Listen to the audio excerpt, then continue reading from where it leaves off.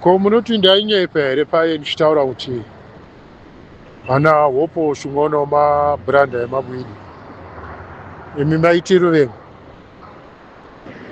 ruvengo here ndichikuonesei ndichiti paakakura iye akaramba senemu yekumusha kwamai vake akati ndamunhu mukuru ndakuda senemu yekumusha kwangu yekuti chimwono, and he did the right thing. So I'm also glad that he's trying to help his countrymen achivanyorera nechirungu nechibhuranda chekumusha kwake. That is good. Achivaudza on what decision to take in this coming election. That is good. The only wrong thing ndezvekuti anozoitwa ngemuzimbabwe neiro riri bwidi zvaro riri bhuranda.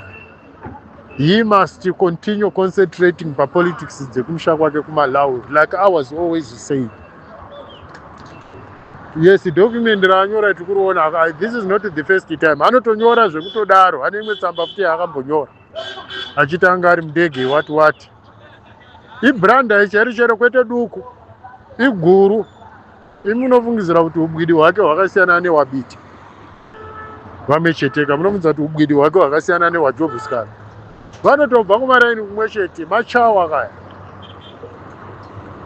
Muri kuti vakasiyana pakuti kudii nana Munangagwa nana Mugabe. Ifamily one ikairi kurana politics zvese nejournalism vese ana Gamba kumabhuranda ichete.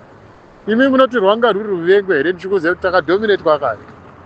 Hapana ruvengo paye, ndaingokuonesai zviri paground. Hapana kana ruvengo, ndaitongokuudzai kuti uyu ndewenyu uyu haasi wenyu. Zvese zvekuti anachamisa vaifabricata kuita forgery yemutupo zviya zvekuti anonzi moyo iro riri bhuranda zvaro vakawanda wani. Handina kambokupa example yemumwe uya mubhuranda takatozoziva kuti ibwidi afirwa nemuzukuru wake mwana wake mukomana taenda kurufu along R82 road uchibva kuFreneken uchienda kuJoburg pane graveyard iripo ikokuya kudhuze nekunonzi kwaBobs kune graveyard muSouth Africa ikokuya yange tiriko ikoko. So what happened before mwana anoda kunovigwa ikoko, vanhu vakatodetembera vakati moyo tauya nemi kudidi kuiza kuviga ikuno. Chitunha chakaramba chakangoshama kusvikira mwatozoti aiwa muri kutaura zvinhu zvisizvo. Mwana uyo mubhuranda aya varudzi rwemabhuranda izvokuti moyo ndezvekuvharavhara handizvo. Vanhu kwakuti zvikanzi ndezvekunyepa izvi zvokuti moyo kuti mabhuranda aya taurai chibhuranda aya.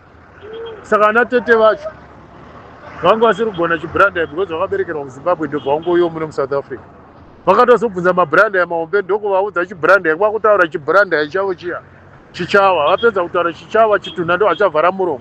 Takatomuviga zvakanaka mwana iyi. Ndo patakazoziva kuti vanhu vaivhara vanhu vachiti ndana moyo iwo ari mabhuranda. Saka igemu ravo. Vanhu vamunza ndechita majokes paipe, hapana majokes paipe. Nechitokuudzai kutoti aya ndiwo chacho machawa mabwidi.